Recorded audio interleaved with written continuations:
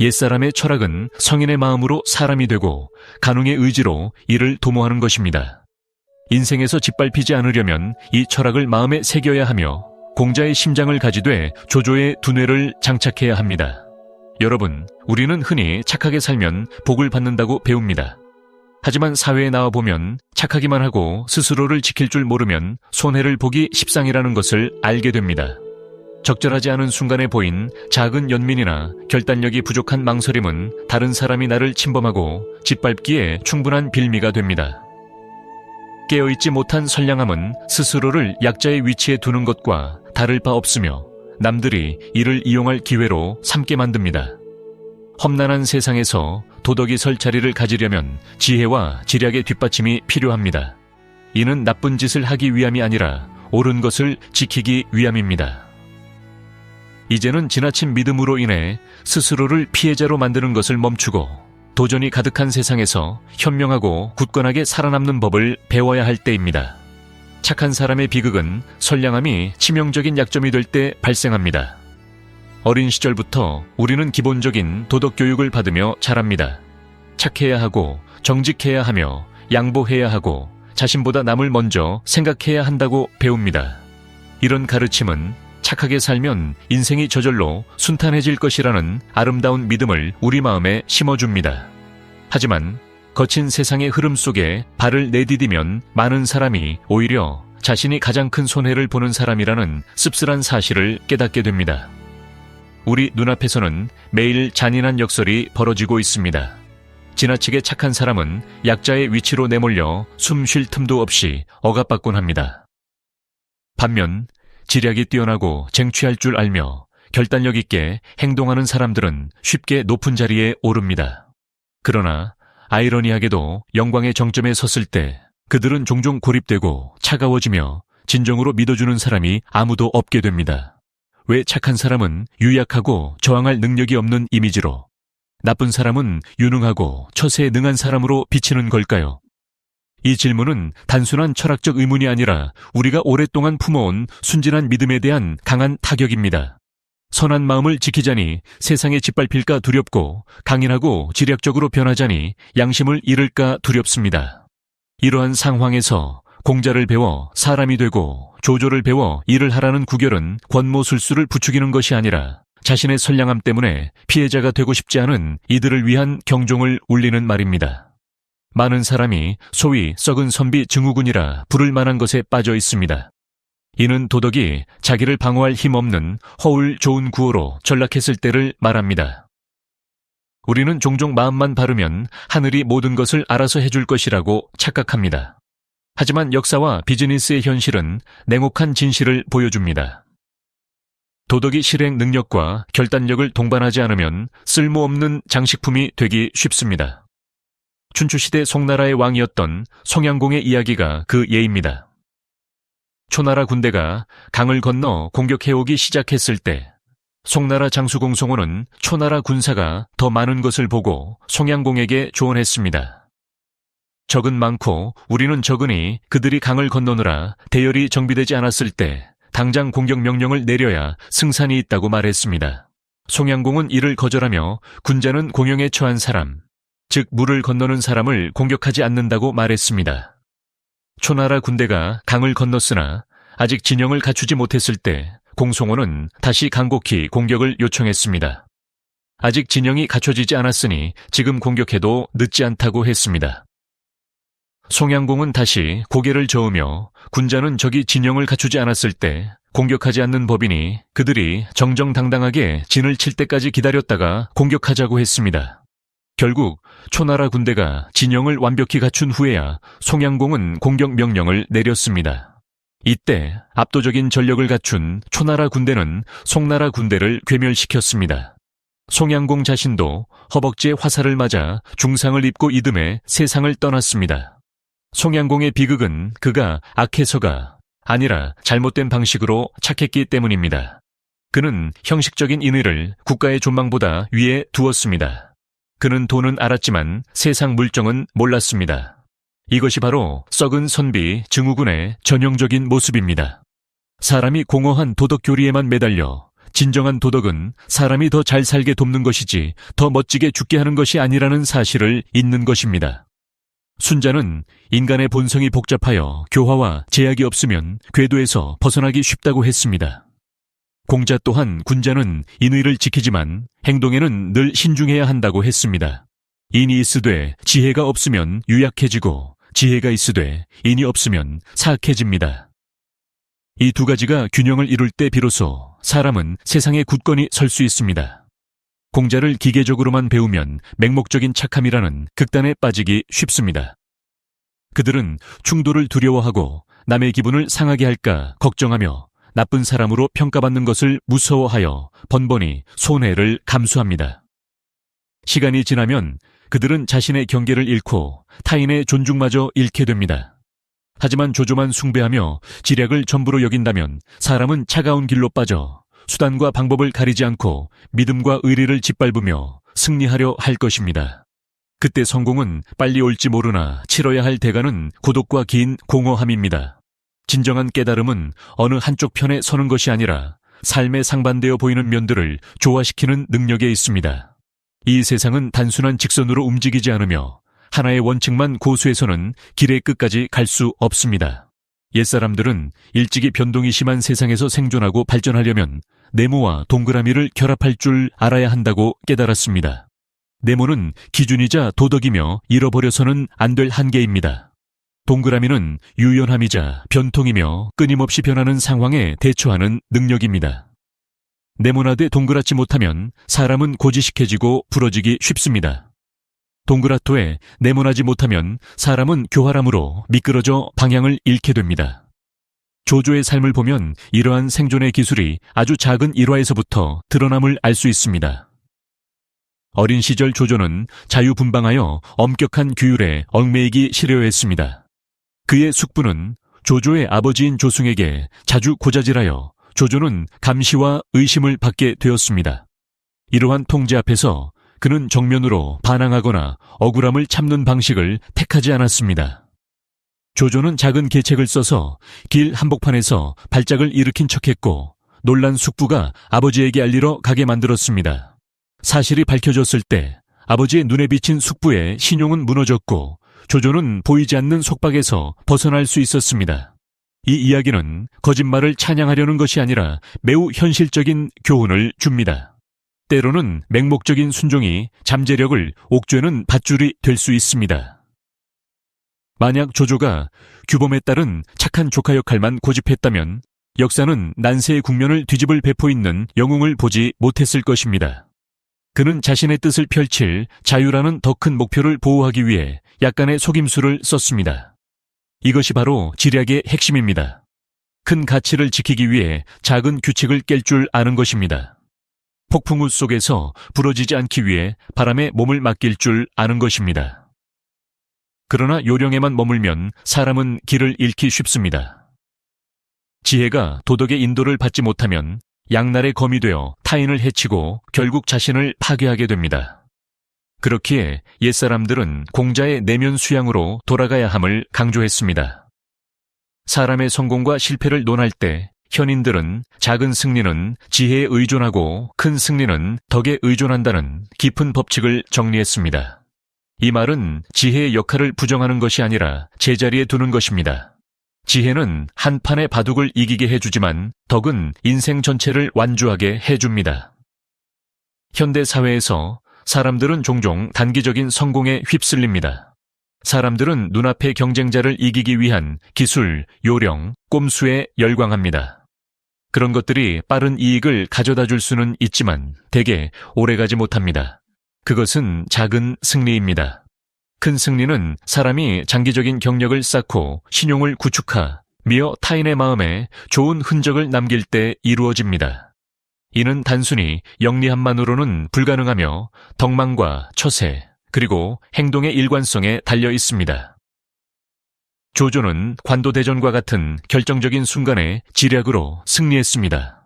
하지만 사람의 마음을 얻고 북방을 통일하기 위해 그는 인재를 중용하고 상벌을 명확히 하며 공적인 이익을 개인적 감정보다 우선시하는 정책에 의지해야 했습니다. 그것이 리더의 덕입니다. 지량만 있고 덕이 없었다면 그의 권력은 오래 유지되지 못했을 것입니다. 깨달음의 또 다른 측면은 실수를 대하는 태도에 있습니다. 선량한 사람은 종종 무거운 자책감을 안고 삽니다. 실수했을 때 그들은 스스로를 마비될 정도로 괴롭히며 바로잡을 냉정함을 잃습니다. 반대로 간웅은 실수를 부정하고 상황 탓으로 돌려 오만과 맹목에 빠집니다. 이 두 극단은 모두 위험합니다. 진정한 지혜는 그 중간에 있습니다. 실수는 피할 수 없지만 중요한 것은 반복하지 않는 것이라는 깊은 통찰이 있습니다. 이러한 정신은 공자의 포용력과 조조의 결단력이 완벽하게 결합된 모습입니다. 배우기 위해 실수를 허용하되 실수에 매몰되는 것은 허용하지 않는 것입니다. 성숙한 사람은 이성적으로 실수를 바라보고 조정하되 자기 자신을 이해와 용서로 대면할 줄 아는 사람입니다. 우리는 속임수와 거짓이 날로 교묘해지는 복잡한 시대에 살고 있습니다. 단지 좋은 사람인 것만으로는 부족하며 지혜로운 좋은 사람이어야 합니다. 보호 갑옷 없는 선한 마음은 약점이 되기 쉽습니다. 인생을 최고의 무공을 연마하는 과정이라고 상상해 보십시오. 공자의 도는 마음을 굳건히 하는 내공이고 조조의 지혜는 몸을 유연하게 하는 초식입니다. 이 두 가지가 하나로 어우러질 때 사람은 이치는 착한 사람이 아니라 인격과 배포를 갖추고 변동하는 세상 속을 당당하게 걸어가는 사람이 됩니다. 둘째, 사람됨의 영혼은 공자에게 속해야 합니다. 조조가 인생의 덤불을 헤치고 길을 여는 날카로운 칼이라면 공자는 타락이라는 치명적인 상처로부터 영혼을 보호하는 튼튼한 방패입니다. 사람됨의 근본인 영혼은 반드시 공자의 것이어야 합니다. 이는 고리타분한 사람이 되라는 것도 가혹한 현실을 도피하라는 것도 아니라 평온함과 지속 가능성을 지키기 위함입니다. 이 두 가지는 돈이나 단기적인 권력으로는 결코 살 수 없는 가장 큰 자산입니다. 공자는 군자가 인의를 근본으로 삼고 신의로서 천하에 바로 선다고 강조했습니다. 이 가르침은 시대에 뒤떨어진 것이 아니라 교활한 시대일수록 더욱 귀중해집니다. 공자 정신의 가장 큰 기둥 중 하나는 바로 신의입니다. 오늘날 사회는 잔머리라는 고질병을 앓고 있습니다. 사람들은 법을 교묘히 피하는 법, 약속을 그럴듯하게 어기는 법, 눈앞의 이익을 위해 듣기 좋은 말을 하는 법을 서로 공유합니다. 하지만 신뢰를 잃는 비용이 약속을 지키는 대가보다 훨씬 비싸다는 냉혹한 법칙을 직시하는 사람은 드뭅니다. 옛사람들은 말이 청음의 가치가 있는 것은 그 말이 화려해서가 아니라 말하는 사람의 인격으로 보증되기 때문이라고 했습니다. 법료의 일화는 이 힘을 생생하게 증명합니다. 월왕구천을 도와 나라를 되찾게 한 후 법료는 권력과 전공이 오래 머물 곳이 아님을 알고 물러나 상인이 되었고 후세의 도주공이라 불렸습니다. 장사할 때 그는 서류로 올가매거나 복잡한 조건을 달지 않았습니다. 그는 그저 제 날째 갚으면 된다는 소박한 말 한마디만 했습니다. 누군가 상대방이 신의를 저버리면 어쩌냐고 걱정스레 묻자 법료는 미소 지으며 답했습니다.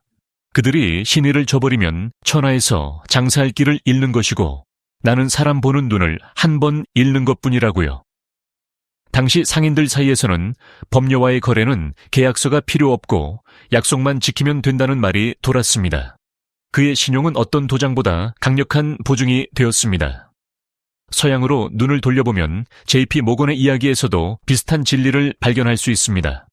미국 의회에서 상업 신용의 기반에 대해 질문받았을 때 모건은 가장 중요한 것은 돈이나 담보가 아니라 사람의 인격이라고 단언했습니다. 그는 자신이 믿지 않는 사람이라면 아무리 많은 자산을 가져와도 단돈 1원도 빌려주지 않겠다고 직설적으로 말했습니다. 금융 구제 상황에서도 모건이 나서서 약속하기만 하면 다른 은행들은 기꺼이 자금을 댔습니다.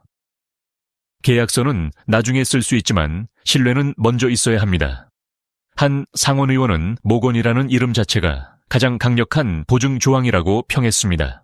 이것이 바로 신의가 소프트파워가 되는 사람됨의 정점입니다. 그 소프트파워는 음모에서 나오지 않으며 장괴에서 나오는 것은 더더욱 아닙니다. 그것은 말과 행동의 일관성이 오랜 시간 축적된 결과입니다. 신의를 목숨처럼 지키면 굳이 다투거나 아부할 필요가 없습니다. 기회와 인재, 자원이 저절로 찾아오기 때문입니다. 반대로 잔머리를 굴리는 사람은 변덕으로 몇 번의 작은 승리를 거둘지 모르나 신뢰가 유일한 입장권인 인생의 큰 경기장에서는 영원히 퇴장당하게 될 것입니다. 큰 지혜를 가진 자의 포용력은 종종 유약하므로 저항할 힘이 없어 물러서는 것으로 오해받습니다. 하지만 동양 사상의 보물창고, 특히 공자의 정신에서 포용은 결코 약자의 표현이 아닙니다. 오히려 그것은 강자의 특권이며 감정에 휘둘리지 않을 만큼 배포가 큰 사람의 의식적인 선택입니다. 용서는 처벌할 수 없어서가 아니라 잠시 분노를 해소하는 것보다 치러야 할 대가가 더 크다는 것을 알기 때문입니다. 깊이 들여다보면 포용은 사람의 마음과 자신의 미래에 대한 초고 수익 투자입니다. 초장왕의 이야기를 보면 밤에 열린 술자리에서 촛불이 꺼지자 술 취한 신하가 어둠을 틈타 왕의 애첩을 희롱했습니다. 그 순간 명예는 실추되고 권위는 도전받았기에 분노가 폭발할 이유는 충분했습니다. 평범한 군주라면 즉시 불을 켜고 범인을 색출해 참수하여 본보기로 삼았을 것입니다. 하지만 초장왕은 다른 길을 택했습니다. 그는 오늘은 즐거운 연회이니 가끈을 끊지 않은 자는 충분히 취하지 않은 것으로 간주하겠다고 명했습니다. 모든 신하가 이를 따랐고 불이 켜졌을 때 범인이 누구인지 아무도 알 수 없게 되었습니다. 많은 사람이 이를 단순한 용서로 보지만 뜻있는 사람은 장기적인 안목을 봅니다. 몇 년 후 전쟁이 발발하여 초나라 군대가 위기에 처했습니다. 한 장수가 최전방을 누비며 물러서지 않고 용맹하게 싸워 큰 공을 세우고 승리를 이끌었습니다. 이유를 묻자 그는 무릎을 꿇고 자신이 옛날 가끈이 끊어졌던 그 사람이라고 고백했습니다. 죽이지 않은 은혜에 감격하여 목숨 바쳐 보답하겠다고 맹세했던 것입니다. 만약 그날 초장왕이 일시적인 분노에 따라 행동했다면 그는 한 사람의 목숨뿐만 아니라 군대의 기둥, 심지어 국가의 운명까지 잃었을지 모릅니다. 여기서 포용은 유약함이 아니라 큰 마음을 가진 자의 계산입니다. 현재의 순간을 넘어 장기적인 가치를 보는 능력입니다. 공자는 군자는 덕으로 원망을 갚고 소인은 원망으로 원망을 키운다고 했습니다. 이 가르침은 복수가 분노를 가라앉힐 수는 있어도 포용만이 지속 가능한 힘을 만든다는 것을 상기시킵니다. 타인의 실수를 용서할 때 우리는 그들을 두려움에서 해방할 뿐 아니라 자신을 증오의 짐에서 해방합니다. 분노는 손에 쥔 뜨거운 석탄과 같아서 꽉 쥘수록 자신만 화상을 입습니다. 그러한 포용은 감정 관리의 가장 높은 단계이기도 합니다. 타인의 행동은 통제할 수 없지만 자신의 반응은 완전히 통제할 수 있습니다. 지혜로운 사람은 타인이 자신의 기분을 조종하게 두지 않습니다. 그들은 마음의 그릇을 넓혀 은혜의 씨앗을 뿌리는 쪽을 택합니다. 그 씨앗은 더디게 자랄지 몰라도 나무가 되면 평생을 지켜줄 힘이 됩니다. 포용과 더불어 공자는 변동하는 세상에서 매우 중요한 또 하나의 자질인 고요함, 즉 정징을 강조했습니다. 현대인은 조급증을 앓고 있습니다.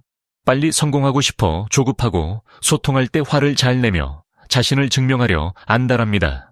삶은 그로 인해 급박해지고 부서지기 쉬워집니다. 공자는 사람들이 자신을 비춰볼 수 있도록 대조적인 형상을 제시했습니다. 지혜로운 사람은 물을 좋아하고 어진 사람은 산을 좋아한다고 했습니다. 물은 유연하게 끊임없이 흐릅니다. 산은 세월이 흘러도 제자리에 서 있습니다. 지혜로운 사람은 빠릿빠릿하지만 덕이 있는 사람은 침착하고 끈기 있습니다. 왜 덕 있는 사람은 산을 좋아할까요? 산은 비바람을 따라 달리지 않고 폭풍 후에 형태를 바꾸지 않기 때문입니다. 산은 구름이 오가든 말든 그곳에 서 있습니다. 이는 내면이 안정된 상태의 상징입니다. 공자를 배우는 것은 내 안의 산 하나를 쌓는 법을 배우는 것입니다. 실직, 실패, 배신이나 오해 같은 변고에 직면했을 때 내공이 부족한 사람은 당황하여 극단적으로 반응합니다. 하지만 공자의 기질을 가진 사람은 더 평온합니다. 그들은 구름이 잠시 시야를 가릴 수 있어도 산은 여전히 그곳에 있음을 압니다. 마음이 고요해야 비로소 지혜가 싹틀 땅이 생깁니다. 마음이 파도에 휩쓸리지 않아야 가야 할 길이 명확히 보입니다. 내면에 멈춤 없이 행동만 계속한다면 모든 노력은 조만간 소모가 될 뿐입니다. 조조가 움직임, 과감한 행동, 날카로운 지략을 대표한다면 공자는 인생이라는 수레가 벼랑으로 떨어지지 않게 잡는 고요한 브레이크입니다. 내면에 공자의 심장이 없다면 조조의 갑옷을 서둘러 입지 마십시오. 덕이 근본이 되지 않으면 모든 지략은 땅에 꽂힌 마른 나뭇가지와 같아서 튼튼해 보여도 산들바람에 뽑혀 나갑니다. 인격에 네모난 반듯함을 유지하고 신의를 목숨처럼 지키며 바다 같은 포용력과 산 같은 침착함을 가지십시오. 그것은 느림이 아니라 긴 걸음을 위한 준비입니다. 영혼이 굳건해야 사람은 자신을 잃지 않고 큰 싸움에 뛰어들 수 있습니다. 포용, 고요함, 덕망은 조용하지만 무한한 자원이며 우리가 세상에 똑바로 서서 시대의 돌풍에 휩쓸리지 않고 나아가게 해줍니다. 셋째, 일을 처리하는 육체는 조조에게 속해야 합니다. 공자가 뜨거운 심장으로 사랑하고 인격을 잃지 않는 법을 가르친다면 조조는 차가운 머리로 인류에게 잡아먹히지 않는 법을 가르칩니다. 현실의 삶은 도덕교실이 아니라 보이지 않는 전쟁터와 같습니다. 비즈니스 세계는 총성 없는 전쟁터입니다. 직장은 모든 수 하나하나에 대가가 따르는 바둑판입니다. 그 공간에서 생존 지략 없이 아름다운 교리만 껴안고 있는 사람은 희생되는 말 신세가 되기 십상입니다. 도덕은 악행을 막아주지만 도덕이 자동으로 큰 일을 이루게 해주지는 않습니다. 가치를 창출하고 바닥을 치고 올라가며 자신의 성과를 지키려면 행동 능력, 전략적 사고, 결단력이 필요합니다. 이것이 바로 일을 하는 육체이며 이 부분은 조조에게 배워야 합니다. 잔혹한 사람이 되라는 것이 아니라 경쟁, 이익, 권력으로 돌아가는 세상에서 으깨지지 않기 위함입니다. 현대인의 가장 큰 족쇄 중 하나는 다름에 대한 두려움입니다. 우리는 어릴 때부터 순종하고 절차를 따르며 정해진 길을 가고 모든 위험을 피하도록 훈련받았습니다. 그 결과 사회는 기계처럼 성실한 사람들, 안전하지만 결코 선두에 나서지 못하는 집단으로 가득 찼습니다. 조조는 의도적인 파격을 상징합니다. 그는 남들과 똑같이 하면 결국 남들에게 묻혀버릴 뿐이라는 것을 알았습니다. 젊은 시절부터 조조는 가부장적인 억압을 받아들이지 않았습니다. 그는 감시망을 피하기 위해 병을 핑계댔는데 이는 불손해서가 아니라 자신의 자유를 되찾지 않으면 평생 평범한 인간으로 길들여질 것임을 깨달았기 때문입니다. 정계 입문에서는 그러한 파격 정신을 더욱 분명히 드러냈습니다. 그는 기강을 세우기 위해 거대 세력과 부딪히는 것을 두려워하지 않았습니다. 그는 출신이나 겉으로 보이는 도덕성 대신 재능을 최우선으로 하여 사람을 썼습니다. 이력이나 소문보다 재능을 중시한 인사정책 덕분에 그는 난세에 가장 뛰어난 두뇌들을 모을 수 있었습니다. 옛말에 큰일을 하는 사람은 작은 규범에 얽매이지 않는다고 했습니다. 이 사고방식은 무법을 장려하는 것이 아니라 법을 깊이 이해하여 현명하게 뛰어넘는 것을 장려합니다. 규칙은 본래 대다수를 관리하기 위해 만들어졌습니다. 대다수를 뛰어넘고 싶은 사람은 규칙이 어떻게 작동하는지 이해한 다음 자신을 부러뜨리지 않으면서 규칙을 휘게할 방법을 찾습니다. 기계적인 착한 사람이 되지 마십시오. 변화무쌍한 유능한 사람이 되십시오. 조조의 정신은 늑대의 춤, 즉 적응과 차용의 기술에서도 잘 드러납니다. 착한 사람은 대개 기다리는 심리를 가지고 있습니다. 기회를 기다리고 남이 조건을 주길 기다리며 시대가 바뀌길 기다립니다. 하지만 역사와 현실은 기회가 가만히 있는 사람에게 거의 오지 않음을 보여줍니다. 조조는 기회란 주도적으로 만드는 것이며 힘은 반드시 내 안에서 처음부터 생겨나야 하는 것이 아님을 가르칩니다. 힘은 빌릴 수 있고 연결할 수 있으며 증폭시킬 수 있습니다.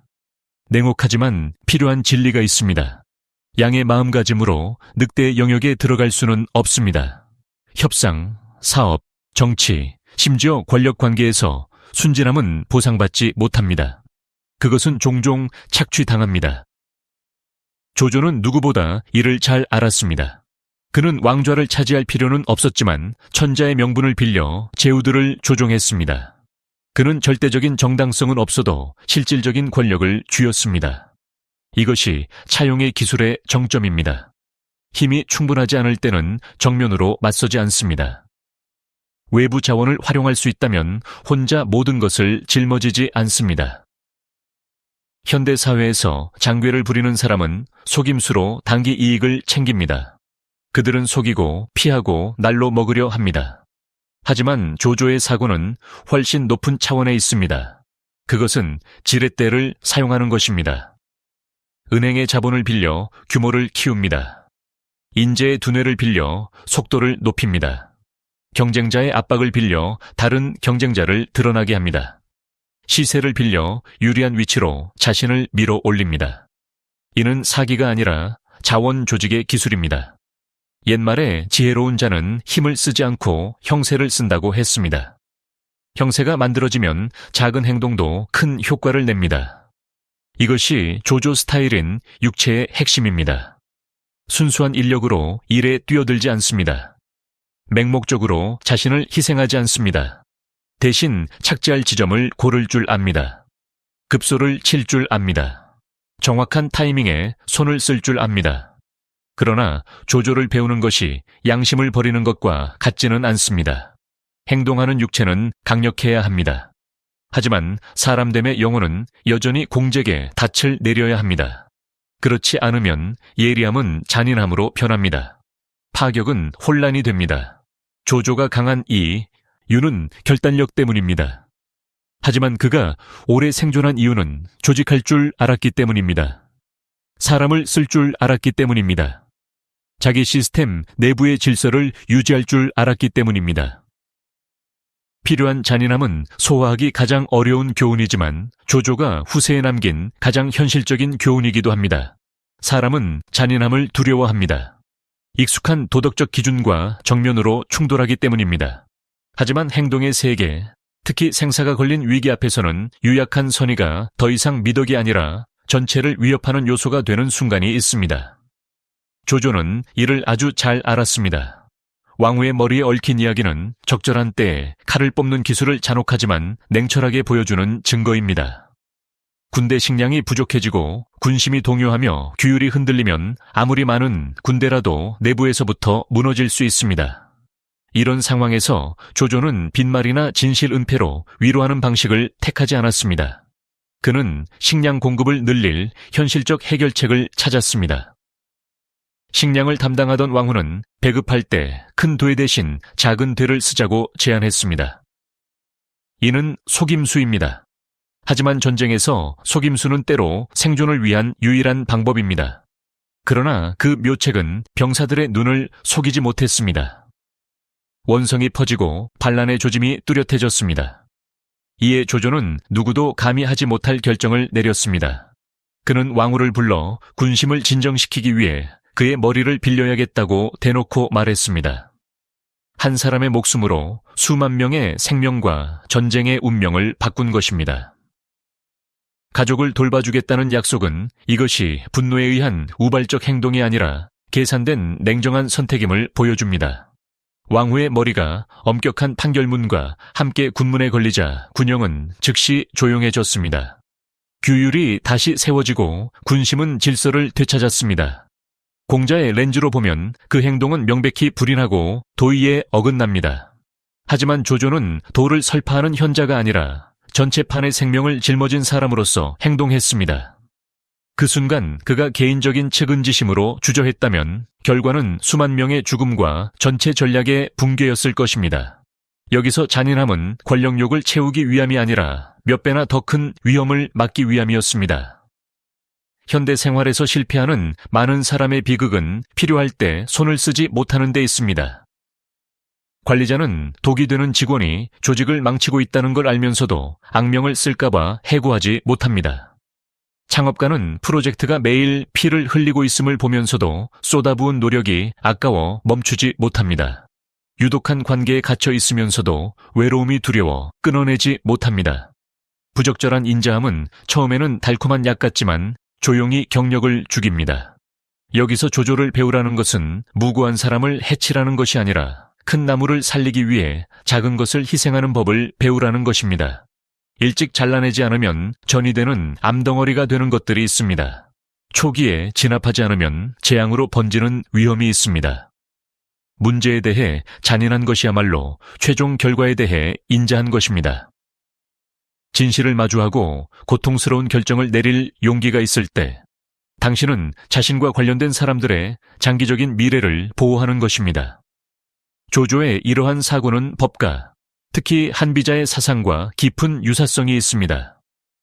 법가는 도덕을 부정하지 않지만 국가가 위기에 처했을 때 효율과 질서를 형식적인 규범보다 위에 둡니다. 그들은 통치술과 권력의 형세를 강조하며 이를 체제 유지의 도구로 봅니다. 그들에게 법과 형벌은 통치자의 이미지를 좋게 만들기 위함이 아니라 기계가 안정적으로 돌아가게 하기 위함입니다. 손자명법에서 병불염사, 전쟁에서는 속임수도 마다하지 않는다 는 핵심 원리입니다. 전쟁터는 순진함을 위한 곳이 아닙니다. 비즈니스와 직장도 마찬가지입니다. 사랑받는 좋은 사람이 되고 싶다는 마음만으로 그곳에 들어간다면 희생양이 되기 쉽습니다. 조조는 군사뿐만 아니라 위기관리와 권력 조직에도 이 정신을 적용했습니다. 옛말에 큰일을 하는 사람은 사소한 것에 얽매이지 않는다고 했습니다. 대국을 잃으면 작은 인의도 무의미해지기 때문입니다. 이 말은 무도를 권장하는 것이 아니라 우선순위를 강조하는 것입니다. 먼저 판을 지켜야 도리를 논할 땅이 생깁니다. 일과 경력에서 부드러운 심장을 한쪽으로 치워두고 차가운 머리를 책상 위에 올려야 할 때가 있습니다. 효율을 저해한다면 낡은 규칙을 깰 용기가 있어야 합니다. 단기적으로 악명을 듣더라도 해가 되는 요소를 제거할 만큼 냉정해야 합니다. 성숙함은 늘 사랑받는 데서 오는 것이 아니라 어려운 결정을 내리고 그 결과에 책임을 지는 능력에서 옵니다. 문제에 대해 악해질 수 있을 때 비로소 최종 결과에 대해 선해질 수 있습니다. 적절한 때의 잔인함은 당신을 나쁜 사람으로 만드는 것이 아니라 대국을 지킬 배포 있는 사람으로 만듭니다. 이것이 순진함으로 돌아가지 않는 세상에서 큰일을 하고 싶은 사람에게 조조가 주는 값비싼 교훈입니다. 철학이 길을 가리키는 지도라면 행동은 매일 걸어야 하는 다리입니다. 아무리 정확한 지도라도 발을 떼지 않으면 종이 조각에 불과합니다. 따라서 공자의 지혜와 조조의 지략이 만나는 지점을 이해했다면 가장 중요한 것은 이를 실제 삶에 적용하는 것입니다. 인생의 가장 치열한 세 가지 전선은 바로 사람 관리, 외부 세계와의 처세, 그리고 자기 관리입니다. 이 세 가지를 파악하면 사람은 생존할 뿐만 아니라 게임을 주도하는 위치를 차근차근 만들어갈 수 있습니다. 우선 용인술, 즉 사람 관리입니다. 리더십은 예나 지금이나 모순으로 가득 찬 예술입니다. 타인이 믿고 좋아할 만큼 가까워야 하지만 존경심을 유지할 만큼 멀어야 합니다.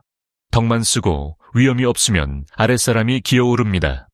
위엄만 쓰고 덕이 없으면 아랫사람이 원망합니다. 지혜는 결합에 있습니다. 은혜로 마음을 얻고 법도로 운영하는 것입니다. 조조는 덕으로 인재를 모으는 데 달인이었습니다. 그는 여러 차례 구연령을 내려 출신이나 과거를 따지지 않고 오직 일할 능력이 있는지만 물었습니다. 허유가 적 진영에서 투항했을 때 조조는 너무 기뻐 의복도 갖추지 못하고 맨발로 뛰어나가 맞이했습니다. 그 행동은 자신을 낮추는 것이 아니라 인재를 존중한다는 강력한 메시지였습니다. 그 존중이 선비들로 하여금 그를 위해 기꺼이 헌신하게 만들었습니다. 이것이 용인술의 덕이며 사람의 마음을 충성심과 맞바꾸는 것입니다. 하지만 핵심 권력이나 조직의 안정이 위협받을 때 조조는 즉시 차가워졌습니다. 그는 공윤기나 양수 같은 인물이 걸림돌이 되었을 때 주저없이 제거했습니다. 현대 경영에서도 현명한 리더는 직원의 삶을 챙기고 공로를 인정하며 안전감을 줍니다. 어떤 관리자는 직원 가족에게 명절마다 선물을 보내 장기적인 유대감을 쌓기도 합니다. 하지만 유독한 직원, 분열을 조장하거나 집단에 해를 끼치는 직원이 확인되면 개인적인 정 때문에 망설이는 것은 조직에 큰 대가를 치르게 할 뿐입니다. 그때는 조조의 차가운 머리가 필요합니다. 결단하고 끊어내고 책임지는 것입니다. 두 번째 전선은 대외 관계, 즉 세상 및 사회적 관계에 대처하는 법입니다. 여기서 사람은 주는 것과 지키는 것 사이에서 갈등합니다. 너무 많이 주면 이용당하고 너무 많이 지키면 고립됩니다. 지혜는 목표와 경계를 명확히 하는 데 있습니다. 상생은 이상이지만 자기 방어는 본능입니다. 공자는 군자는 남의 좋은 일을 돕고 나쁜 일은 돕지 않는다고 했습니다. 오늘날의 연결된 사회에서 타인의 성공을 돕는 것은 곧 자신의 네트워크와 기회를 확장하는 일입니다. 대기업, 투자펀드, 스타트업 커뮤니티 모두 상생 정신을 바탕으로 움직입니다. 자원과 정보를 공유하고 함께 성장하는 것이 상대를 없애려는 경쟁보다 빠릅니다. 이것이 대외 관계에서의 공자의 면모이며 관계의 튼튼한 기반을 위해 당장의 손해를 감수하는 것입니다. 하지만 조조는 냉혹한 사실 하나를 상기시킵니다. 제한 없는 선의는 좋은 먹잇감이 된다는 것입니다. 내가 남을 저버릴지언정 남이 나를 저버리게 하지 않겠다는 그의 유명한 말은 잔인해 보이지만 그 이면에는 생존 원칙이 숨어 있습니다. 자신의 생명과 핵심 이익을 전적으로 타인의 손에 맡기지 않는다는 것입니다. 현대 생활에서 동료나 파트너를 기꺼이 돕되 늘 자신을 위한 예비책, 히든카드, 퇴로를 마련해 두십시오. 의심이 많아서가 아니라 깨어있기 위함입니다. 최악의 상황을 대비하는 것이야말로 자신이 쌓아올린 좋은 것들을 지키는 방법입니다. 세 번째이자 가장 어려운 전선은 수신, 즉 자기 관리입니다. 수백 가지 처세술을 배울 수 있어도 내면을 관리하지 못하면 한순간의 감정으로 모든 것이 무너질 수 있습니다. 공자는 군자는 자신에게서 구하고 소인은 남에게서 구한다고 했습니다. 이 가르침은 자기 책임을 강조합니다. 실패했을 때 환경을 탓하는 대신 내면으로 돌아가 자신을 조정하십시오. 여기서 덕은 내면의 규율이며 아무도 보지 않을 때도 기준을 지키는 능력입니다. 하지만 수신이 자책이나 유약함을 뜻하지는 않습니다. 조조는 우리에게 자신에 대해 현실적이어야 하며 나쁜 습관을 끊어내고 약점을 인정하며 주도적으로 변화해야 한다고 가르칩니다. 이래서 이것은 끊임없이 배우고 사고를 업그레이드하며 새로운 환경에 적응하기 위해 과거의 자신을 깨뜨릴 준비를 하는 것으로 나타납니다. 자신에게 엄격한 것이야말로 수신에서 가장 중요한 지략입니다. 중국의 한 철학자는 지혜로운 사람은 덕으로 사람을 지키고 지략으로 일을 하며 규율로 자신을 지킨다고 했습니다. 이 세 가지가 모이면 사람은 환경에 끌려다니지 않습니다. 덕으로 사람의 마음을 얻어 동맹을 만듭니다. 지략으로 승리하여 목표를 달성합니다. 규율로 자신을 관리하여 높이 올랐을 때 미끄러지지 않습니다. 결국 모든 지략과 처세술은 자신의 내공이 충분히 강하지 않으면 무의미해집니다. 수신이야말로 긴 길을 가는 사람의 가장 깊은 토대입니다. 진정한 수양은 자신을 억지로 괴롭히거나 야망을 꺼뜨리는 것이 아니라 깨어있는 겸손과 끈기 있는 야망의 조화입니다. 진정으로 성숙한 사람은 고개 숙여 자신을 돌아볼 줄 알면서도 고개를 들어 먼 산 정상을 바라볼 줄 아는 사람입니다. 인생에서 가장 중요한 거울은 벽에 걸린 것이 아니라 마음에 있습니다. 공자의 뛰어난 제자 증자는 매일 여러 번 자신을 반성해야 한다는 소박하지만 깊은 수신 원칙을 남겼습니다. 오늘 일을 진심으로 했는지, 타인과 소통할 때 신의를 지켰는지, 배운 것을 익히고 체득했는지 자문하는 것입니다. 이러한 꾸준한 반성은 매일 거울을 닦는 것과 같습니다. 닦지 않으면 나쁜 습관, 자만, 환상이라는 먼지가 시야를 가립니다. 스스로를 비춰보지 않으면 사람들은 자신이 이미 충분히 훌륭하고 옳으며 더 고칠 게 없다는 착각에 빠지기 쉽습니다. 자기 점검이야말로 두 발을 땅에 딛게 하고 머리가 현실을 떠나 너무 높이 날지 않게 도와줍니다. 하지만 겸손이 안주를 의미하지는 않습니다. 수신은 자신을 작게 만드는 것이 아니라 더 큰 발걸음을 준비하는 것입니다. 이 지점에서 조조의 정신은 매우 필요한 균형 에너지를 제공합니다.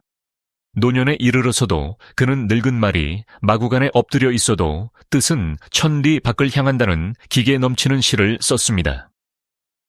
그 이미지는 나이나 환경, 과거의 실패가 야망을 끄트릴 권리가 없음을 상기시킵니다. 큰 뜻은 육체의 젊음이 아니라 내면의 불꽃이 타오르고 있는지에 달려 있습니다. 오늘날의 삶에 적용하자면 수시는 건강한 역설 속에 사는 것입니다. 낮에는 조조의 정신으로 일하십시오.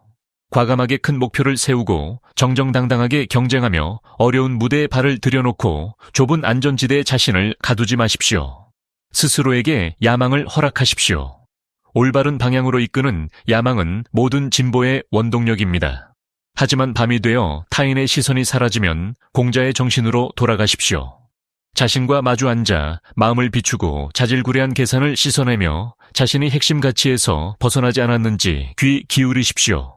그 고요한 순간이 권력, 돈, 성공으로 인해 사람이 왜곡되는 것을 막아줍니다. 공자는 군자는 늘 자신에게서 구하고 소유는 늘 타인에게 요구한다고 강조했습니다. 이 가르침은 수신의 중심을 개인의 책임에 둡니다. 어려움을 만났을 때 환경을 원망하는 대신 내게 부족한 것이 무엇인지 자문하십시오. 성공했을 때 승리에 취하는 대신 너무 빨리 달리느라 중요한 것을 잊지 않았는지 자문하십시오. 거울을 보며 자신이 여전히 작다는 것을 볼 때 비로소 사람은 오만에 삼켜지지 않고 큰 뜻을 키울 깨어있음을 가질 수 있습니다. 종합하면 인생 경영의 기술은 공자편에 설지조조편에 설지 선택하는 데 있지 않습니다. 그것은 적절한 때에 들고 놓을 줄 아는 능력에 있습니다. 사람의 마음을 지키기 위해 덕을 들 줄 알지만 위험 앞에서는 덕을 내려놓을 줄도 아는 것입니다. 위기를 해결하기 위해 지략을 들 줄 알지만 진심이 필요한 관계로 돌아올 때는 지략을 내려놓을 줄 아는 것입니다. 그것은 물과 같은 유연함이며 드러낼 때와 숨길 때를 아는 힘이고 운명의 주인이 도달하는 높은 경지입니다. 수신이 그 단계에 이르면 사람은 환경에 끌려다니지 않고 굳건히 걸어 가며 자신의 새로운 버전의 탄생을 선언할 수 있습니다. 사람됨은 네모나야 하고 일 처리는 동그라해야 합니다. 마음속에 고요한 찻상이 있고 그곳에 공자와 조조가 마주 앉아 있다고 상상해 보십시오. 한 사람은 질서, 예의, 양심의 빛을 대표합니다. 한 사람은 파격, 지략, 권력의 그림자를 대표합니다. 그들은 대립하지도 서로를 부정하지도 않습니다. 그들은 함께 온전한 인간을 만들어냅니다. 이것이 새 시대의 운명을 주도하는 자의 모델입니다. 칼을 든 수행자, 성인의 심장을 가진 간웅. 그 경지에 닿으려면 네모와 동그라미의 법칙을 이해해야 합니다. 네모는 원칙이며 굽힐 수 없는 도덕적 한계입니다. 동그라미는 방법이며 모든 장애물을 넘기 위한 변화의 능력입니다. 현대인의 비극은 이 순서가 뒤바뀐 데 있습니다. 사람됨은 교활하고 거짓된 의미에서 둥글게 처신하고 일처리는 고지식하고 틀에 박힌 의미에서 네모나게 합니다. 그 결과 타인의 신뢰도 잃고 기회 앞에서 스스로 손발을 묶습니다. 그 비극을 뒤집으려면 변화의 단계별 공력을 파악해야 합니다. 첫 번째 단계는 변환의 원칙입니다. 평시에는 유가 사상을 쓰고 난세에는 법과 사상을 씁니다. 인생에는 한 계절만 있지 않습니다. 바람이 잔잔할 때가 있고 폭풍우가 몰아칠 때가 있습니다. 지혜로운 자는 하늘을 보고 씨를 뿌립니다. 공자는 안정된 질서 속에서 통치하고 사는 법을 가르칩니다. 예의와 교화가 공동체를 묶는 끈이 되는 곳입니다. 하지만 조조는 질서가 무너지고 법이 느슨하며 사람의 마음이 흩어졌을 때 생존하는 법을 가르칩니다. 흔한 실수는 모든 상황에 하나의 도구만 쓰는 것입니다. 효율과 이익의 논리로 경쟁이 벌어지는 치열한 비즈니스 현장에 육아의 순진함을 가져가 이용당합니다. 혹은 따뜻함과 신뢰가 필요한 가족과 친지에게 병법의 잔혹함을 가져가 소중한 관계를 잃습니다. 비결은 행동 공간을 구별하는 것입니다. 가족과 친구에게는 진심과 효의로 공자를 쓰십시오. 경쟁자와 위기 상황에서는 결단력, 엄격한 상벌, 명확한 지략으로 조조와 한비자를 쓰십시오. 그것은 만 가지 변화 속에서도 흔들리지 않는 마음 상태이며 방법은 시세에 따라 유연하게 바뀝니다. 두 번째 단계는 고개 숙임의 지혜입니다. 오늘날 사회는 자아와 과실을 숭배합니다. 사람들은 고개를 들고 자신을 증명하라고 조언합니다. 하지만 역사는 멀리 가는 사람은 적절한 때 고개 숙일 줄 안다는 것을 보여줍니다. 오만했던 인물 조조는 전략적 후퇴에 대한 깊은 교훈을 남겼고 주역의 옛 사상은 겸손을 기람으로 여깁니다. 옛말에 한 번 겸손하면 여러 번 이득을 본다고 했습니다. 겸손은 자신을 작게 만드는 것이 아니라 길을 넓히는 것이기 때문입니다. 원소의 세력이 강성할 때 조조는 전력을 보존하기 위해 주도적으로 높은 자리를 양보했습니다. 그것은 비겁함이 아니라 장기적인 계산이었습니다. 그는 상대방을 방심하게 하고 내공을 쌓아 때를 기다리기 위해 고개를 숙였습니다. 그 결과 결정적인 전투가 판세를 뒤집었습니다. 고개를 숙이는 것은 땅을 보기 위함이 아니라 발밑의 길을 명확히 보기 위함입니다. 많은 현대인이 체면 때문에 말싸움의 승패를 다투느라 대국을 잃고 실패합니다. 옛사람들은 이 수축과 이완을 용과 호랑이에 비유했습니다. 용이 높이 날려면 몸을 움츠려야 합니다. 호랑이가 사냥하려면 몸을 낮게 깔아야 합니다. 움츠릴 줄 모르면 도약할 힘이 없습니다. 조조를 배우는 것은 자아를 스프링처럼 누르는 법을 배우는 것입니다. 오늘의 인내는 내일의 도약을 위한 운동 에너지입니다. 이 정신은 큰 업을 위해 치욕을 견딘 한신 이야기와 부드러움이 강함을 이기고 약함이 강함을 이긴다는 노자 사상과 만납니다. 세 번째 단계는 모든 작은 결정에서 네모와 동그라미를 합일하는 것입니다. 네모로 기준을 지킵니다. 동그라미로 목표를 달성합니다. 인격의 네모남은 자신을 배신하지 않게 해줍니다. 행동의 동그라미는 환경에 갇히지 않게 해줍니다.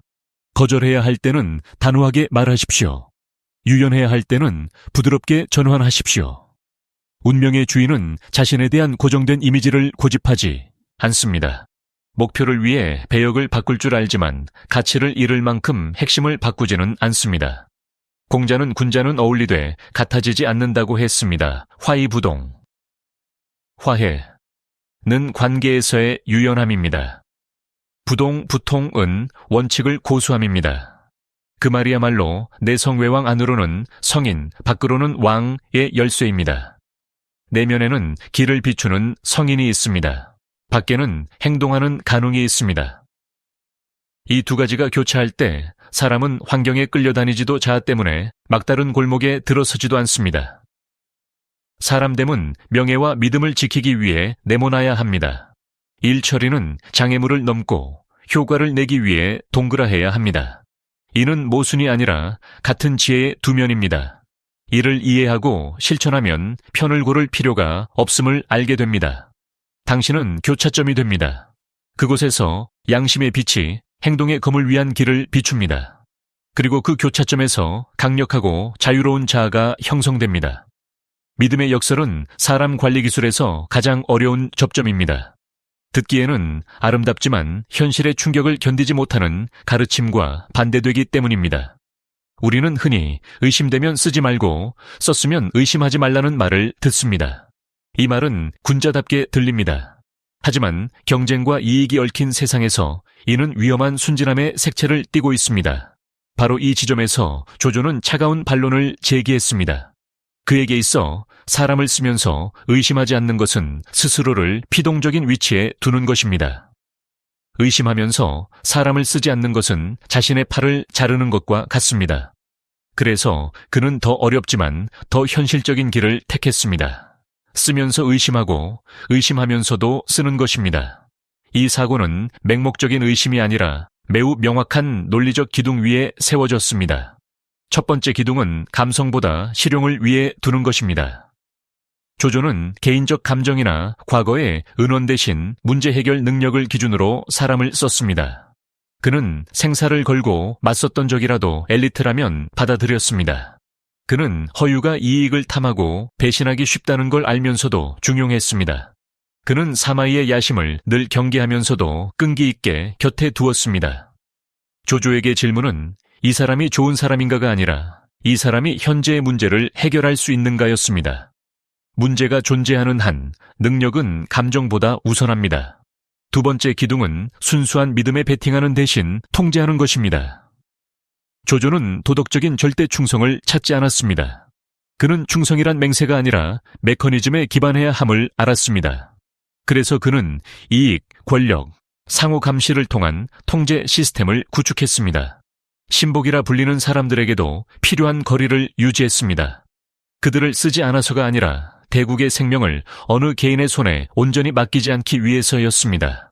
이것이 깨어있는 리더와 감성적인 관리자의 근본적인 차이입니다. 세 번째 기둥은 리스크 관리입니다.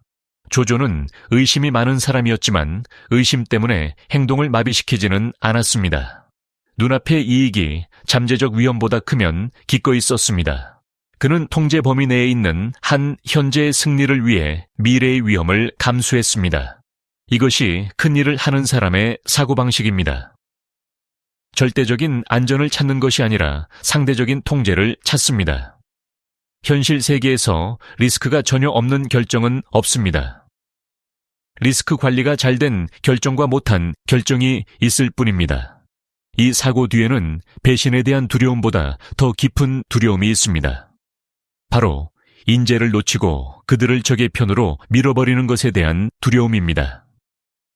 의심 때문에 유능한 사람을 쓰지 않으면 그들이 나를 위해 창출할 가치를 잃을 뿐만 아니라 그들이 경쟁자를 위해 가치를 창출하도록 돕는 꼴이 됩니다.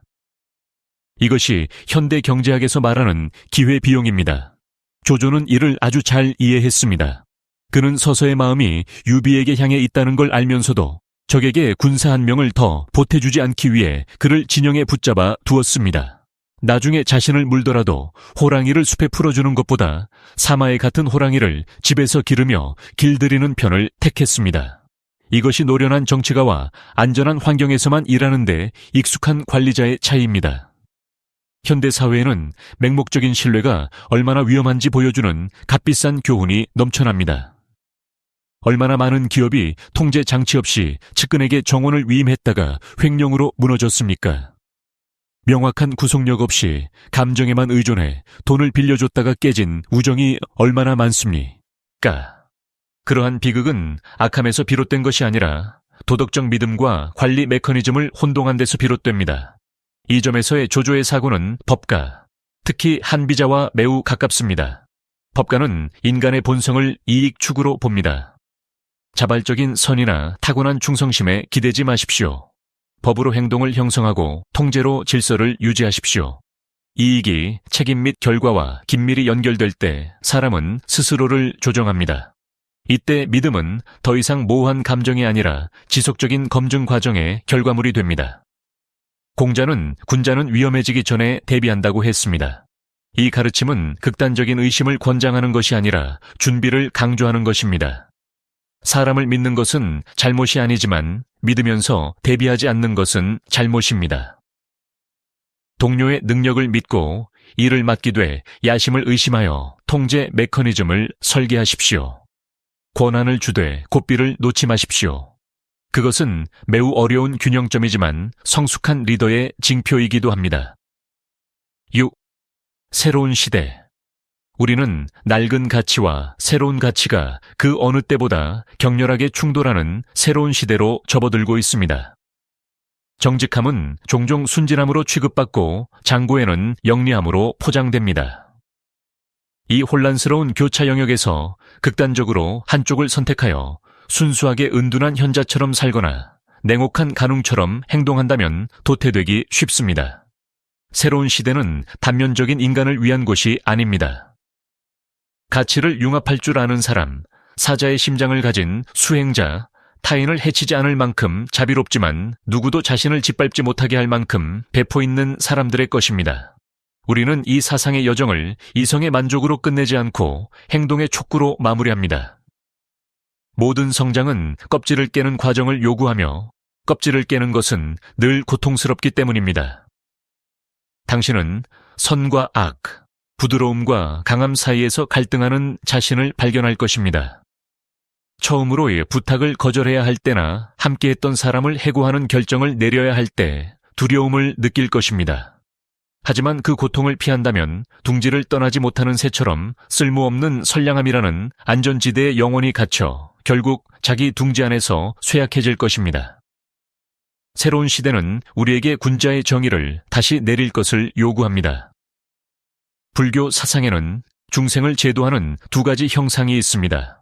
하나는 자비로 눈을 내리깐 보살이고 다른 하나는 악을 항복시키기 위해 눈을 부릅뜬 금강입니다. 둘 다 깨달은 지혜의 표현입니다. 이 시대의 운명을 주도하는 사람 또한 그러한 조화를 이루어야 합니다. 이해하고 포용하기 위해 고개를 숙일 줄 알면서도 옳은 것을 지키고 그른 것을 제압하기 위해 눈을 부릅뜰 줄 알아야 합니다. 공자의 마음은 보살의 측면을 위한 뿌리입니다. 덕분에 사람은 돈과 권력 사이에서 길을 잃지 않고 당의 이익을 위해 양심을 팔지 않습니다. 덕분에 당신은 매일 밤 편안히 잠들 수 있고 인생을 돌아볼 때 타인의 존경을 유지할 수 있습니다. 하지만 마음만으로는 부족합니다. 조조의 지혜는 금강의 수단입니다. 덕분에 당신은 혼란을 잠재울 만큼 깨어있고 약자를 보호할 만큼 지략이 있으며 결코 순하지 않은 세상에서 정의를 실현할 힘을 갖게 됩니다. 도덕이 힘이 없으면 탄식에 불과합니다. 힘이 도덕이 없으면 폭력으로 미끄러집니다. 악인의 손에 들린 칼은 흉기지만 군자의 손에 들린 칼은 몸을 지키는 보검입니다. 새로운 시대의 성공 코드는 가슴에는 공자, 머리에는 조조입니다. 서로 반대되는 것 같은 두 극단을 하나로 묶는 것은 무엇일까요? 바로 대지혜를 가진 자의 전략적 비전과 원려, 멀리 내다보는 근심입니다. 공자는 멀리 내다보지 않으면 반드시 가까운 곳에 근심이 생긴다고 했습니다. 이 말은 지혜의 차이를 보여주기에 시대를 초월합니다. 소인은 당장의 이익만 봅니다. 썩은 선비는 허울 좋은 명분만 봅니다. 하지만 비전 있는 사람은 바둑판 전체와 그 다음 수를 봅니다. 멀리 내다보기 때문에 그들은 자원을 축적하고 위치를 구축하기 위해 조조의 지략이 필요합니다. 노년, 질병, 경제 위기 같은 폭풍우가 닥쳤을 때 가족과 동료를 보호할 힘을 갖기 위해서입니다. 하지만 또한 멀리 내다보기 때문에 그들은 정상에 섰을 때 고립되지 않고 법의 추적을 받지 않으며 후대에 오염된 정신적 유산을 남기지 않기 위해 공자의 덕을 지켜야 합니다. 인생의 가장 큰 원료는 성인의 옷 같은 마음을 보호하기 위해 간웅의 강철 갑옷을 입을 줄 아는 것입니다. 이 논의가 끝나는 순간이 또 다른 문이 열리는 순간입니다. 읽고 고개만 끄덕이지 마십시오. 일어나서 현실의 삶으로 걸어 들어가십시오. 동료를 만나면 공자의 진심과 예의로 미소 지으십시오. 경쟁자를 마주하면 조조의 서늘한 눈빛으로 직시하십시오. 역경에 처하면 어둠 속에서 때를 기다린 사마이처럼 끈기 있게 인내하십시오. 기회가 번뜩이면 먹이를 향해 하강하는 독수리처럼 결단력 있고 재빠르게 움직이십시오. 새로운 시대는 완벽한 인간이 아니라 온전한 인간을 원합니다. 인격에서 온전하고 행동 능력에서 온전한 사람입니다. 내면의 네모남과 처세의 동그라함을 융합할 때 당신은 더 이상 시대의 피해자가 아닙니다. 당신은 자신의 시대를 창조하는 사람이 됩니다. 아주 간단한 한 가지만 기억하십시오. 당신은 누구와도 같아질 필요가 없습니다. 당신은 당신 자신이 되기 위해 태어났습니다. 친절하지만 순진하지 않은 사람, 부드럽지만 약하지 않은 사람, 도덕을 지키지만 자신을 보호할 만큼 충분히 깨어있는 사람. 당신은 착할 수 있지만 누구도 당신을 괴롭히게 두지 않습니다. 당신은 좋을 수 있지만 누구도 당신을 이용하게 두지 않습니다. 이 세상에는 늘 착한 사람과 교활한 사람이 있습니다. 착하기만 하면 억압받기 쉽습니다. 교활하고 장구에만 부리면 늘 긴장과 경계 속에 살게 됩니다. 가장 현명한 삶의 방식은 양치기처럼 그 둘보다 높은 위치에 서는 것입니다. 양치기는 양떼를 사랑하고 보호하지만 기습당하지 않기 위해 늑대의 사고방식을 아주 잘 이해하고 있습니다. 양치기는 사납지 않지만 손에는 늘 몽둥이를 들고 있습니다. 당신만의 길을 굳건하게 가시길 바랍니다. 제대로 살고 당당하게 사람이 되며 한 걸음씩 당신의 가장 좋은 버전이 되십시오. 요란하지 않고 누구에게 증명할 필요도 없지만 세상에 넘어지지 않을 만큼 충분히 강하게 말입니다. 이 나눔이 마음에 닿았다면 좋아요를 눌러 힘을 실어주시고 이 이야기가 필요하다고 생각되는 분께 공유해 주십시오. 그리고 당신이 인생의 어느 단계에 있는지 댓글로 알려주십시오. 더 강하고 평온한 버전이 되는 여정은 혼자 가는 길이 아닙니다. 우리는 함께 나아갈 것입니다.